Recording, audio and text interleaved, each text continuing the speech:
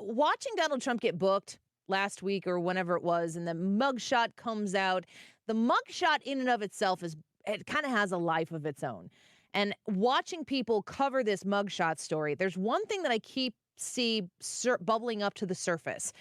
And that is the relationship of Donald Trump's experiences being indicted 4 times, culminating in this mugshot out of Fulton County, Georgia, and how there is somehow a connection to the Black community in the United States. I've seen Black influencers saying that Donald Trump, he Black now. That's like a quote from multiple of them. And I'm looking at this going, from my position, it's a little perilous to suggest that somehow because Donald Trump has a mugshot now that the Black community would now feel closer to him. But it is definitely a conversation that is being had across the board. So I want to bring my friend Adrian Norman onto the show. He's been a guest on the Annie Frey show for years, and he is back with us. He's a staff writer at Timcast, author, columnist, commentator on Twitter at Adrian Norman DC. Adrian, thank you for being on the show with us today to talk about this issue.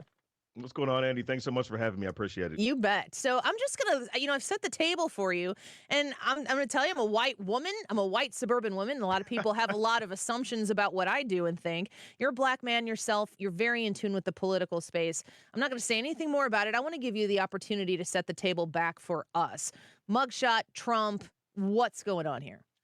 I mean, you laid out a pretty good picture of what's going on, and I think most people understand it. We're on social media every day. We see what's happening.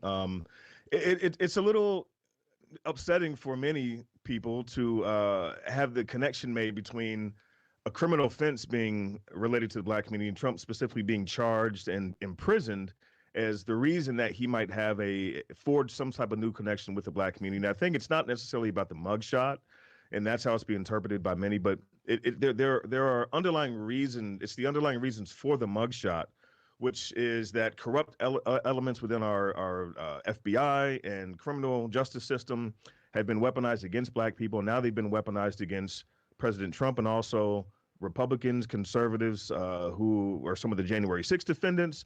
This system has been in place, and now after decades of sounding the alarm about it, there are many people on the right side of the political aisle who are finally starting to see the light.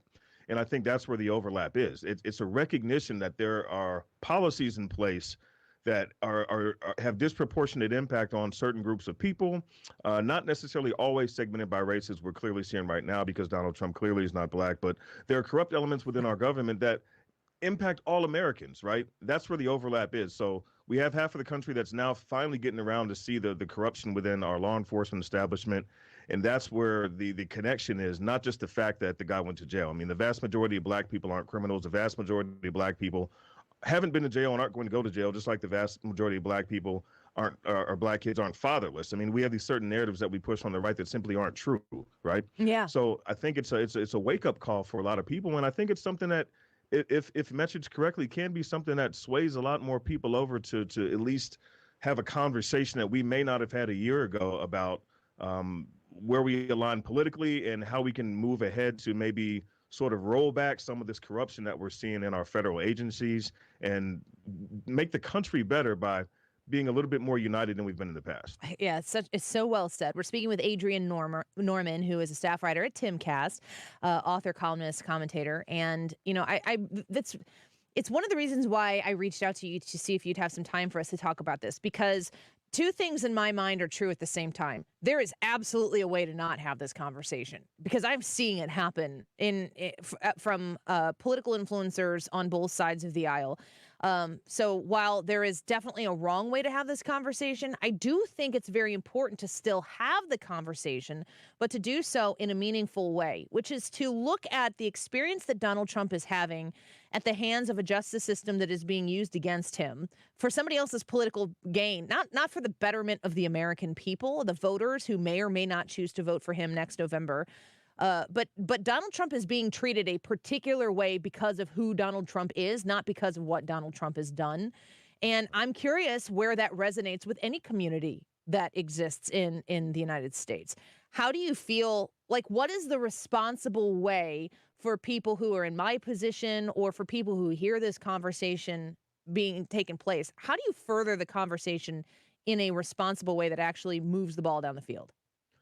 Well, as I stated previously, I mean, it's to focus on what the actual shared experience is, which is that Donald Trump and again to a greater extent, many of the people who have been prosecuted for January 6th are experiencing the impact of a corrupt criminal justice system. It's the same corrupt criminal justice system that has burdened and plagued Black communities throughout the United States for decades. We've seen the FBI weaponized in the past. It was weaponized against Marcus Garvey. We had Quantel Pro with Dr. King in 2008. George Bush's attorney general, I believe, changed policy allowing FBI agents to segment U.S. cities by race and start targeting um, ethnic areas based on U.S. Census data. So this is something that is it's not just from the 1950s, 60s, 70s. It's things that have happened fairly recently. And again, we shouldn't have a federal government that is weaponized for political purposes against anybody. And that to me seems like the best place to start the conversation, because again, that's not something that has to be mired in deep racial politics, even though that's part of it. The real issue is the corruption that is plaguing law enforcement at the federal level, at the state level, and the local level. And those are things upon which most Americans are willing to have a conversation, and that's a conversation that should be had. Yeah, I think back to some of the policy positions and efforts that President Trump made when he was in the White House. And he did look into some of these areas and work with people who were not who you would really expect to be working with the President of the United States for some sort of reform.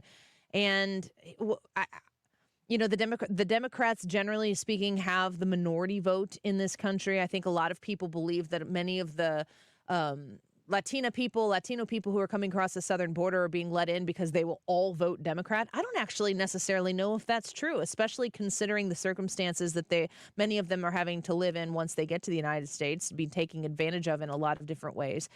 There is one party in America that looks at you and has made the decision as to who you are, and if you aren't that way, who you will be and you will comply. And then there's the Republican Party that is kind of taken over the classical liberal way of thinking, especially politically, which is keep the government where the government belongs and stay out of my business. There's a lot more room for freedom and liberty on the right side of the aisle. How do we get into any sort of community, even the suburban white moms that people keep talking about that need to see the light? How do we communicate that amongst ourselves, not waiting for some talking head to show up and do it? How do we get that message across? Well, I mean, I think we got to be honest here. I mean, let's just keep it a buck. I mean, there's elements within the Republican Party that don't want Black people in the party either. I mean, yeah, Democrats have had a lock on the Black vote, but it's because Republicans, conservatives do zero outreach in Black areas by and large, right? We talk about this on Twitter quite a bit. There's no investment made in these communities. Every Monday we get online and we talk about Chicago and all the people killed in Chicago and the violence in Chicago and Baltimore and St. Louis and all these areas throughout the country. But there's no real effort that's put forward, no real plan, no real investment to change any of these communities.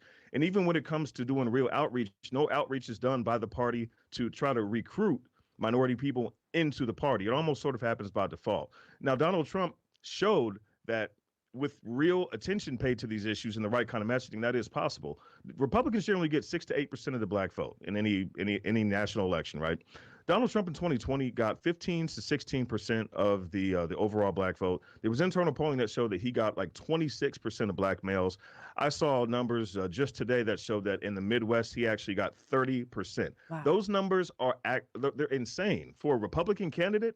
And it's because what did he do differently? He actually spoke to Black people like we have agency. He acknowledged historical truths that most other people just acknowledge and the Republican Party typically runs from. And he had the conversation as if we had agency and as if we were worth having a political discussion with. It wasn't pandering. He did real outreach, and his message was focused on capitalism. It was focused on economics. It was focused on conservative principles that we say we espouse every single day. So if we would just do what we say we believe in, right, and have the conversations that about all the things that we love to talk about and we love to tweet about, have it in front of a different audience and not assume that the people in that audience are intellectually inferior, that they've been voting against you because they're slaves on some plantation. If we have a real conversation, guess what? A lot of those people that aren't voting for you are able to be won over, and Donald Trump showed that it's possible. So that is one key legacy item that I think if people within the Republican Party and conservatism implement real change can take place, but we got to step up and show that that's something that's a real priority for people on the right. Yeah, Adrian, so much of it is just showing up. I mean, literally, what would the Republican Party have to lose to show Yeah. up in these places? We're sitting in here in St. Louis, as you mentioned, and it's a Democrat hellhole. I mean, I've been carjacked in this town. I've had a gun pointed at me in standstill traffic on a bridge. Didn't have anywhere to go. Everybody who I know who works downtown has some sort of story of a close call or something much worse. And there is, at this point in time, no hope for change in this city. Why aren't the Republicans showing up to make an effort is a great question. And what I hear you saying, Adrian, is that Donald Trump made an effort and he benefited from it. Yeah, absolutely. And well, part of the reason it's expensive, right? In order for real change in some of these areas, it's going to take a long-term investment. This isn't something that you're going to see change in one election cycle, right? We're talking millions of dollars in investments, but over the course of two election cycles, we're looking at a period of 8 to 10 years. People have said that sort of change is possible. If they had implemented these sorts of policy changes from a party standpoint 10 years ago, even in 2015 when Trump ran, by right now, we'd be able to move larger swaths of people in these liberal areas toward conservatism, but they never made the investment at all. Yet, we have areas like Chicago where we say, oh, they got what they voted for. Well, first off, when it comes to the illegal immigrant issue, the people are being bussed there from the border by Republican governors. I don't recall anybody in Chicago voting for Greg Abbott. Nobody in Chicago voted for Ron DeSantis. Nobody in Chicago voted for Arizona Governor Doug Ducey. So the idea that they voted for this is patently absurd on its face. Now you can make the argument that yes, they voted for people who are advocates of sanctuary cities. Fine, whatever. But the fact of the matter is, if we look at Chicago's special election from this past spring, there were 0 Republican candidates on the ballot. And Right. people can say, well, there was no party affiliation. Come on. We know everybody's background. You can get on Wikipedia, you can get on Ballotpedia and find out exactly who these people are. All of them were Democrats. The only option these people had were left or further left. The GOP, and I'm not blaming the party because the party's just made up of people and you can't force people to run, but you can create the circumstances and the conditions that make it easier for people to run, right? Yeah. There was not a Republican option on the ballot. So how do you blame these people for not voting for you when you're not even willing to show up? You're going to lose 100% of the fights that you don't show up to. Yeah. And really, truly showing up starts from the bottom up. You got to be there. You got to be on the ground. You got to be willing to help real people before you ask them to give you your full support. And the Republican Party absolutely needs to show up in a much, much bigger. It's an investment worth making for all of our sakes. Adrian, thank you for being here with us. Thank you. I appreciate your time and joining us on the YouTube live stream as well. It's great to have you. Yeah, definitely. Thanks for having me. I appreciate it. All right. We'll do it again soon.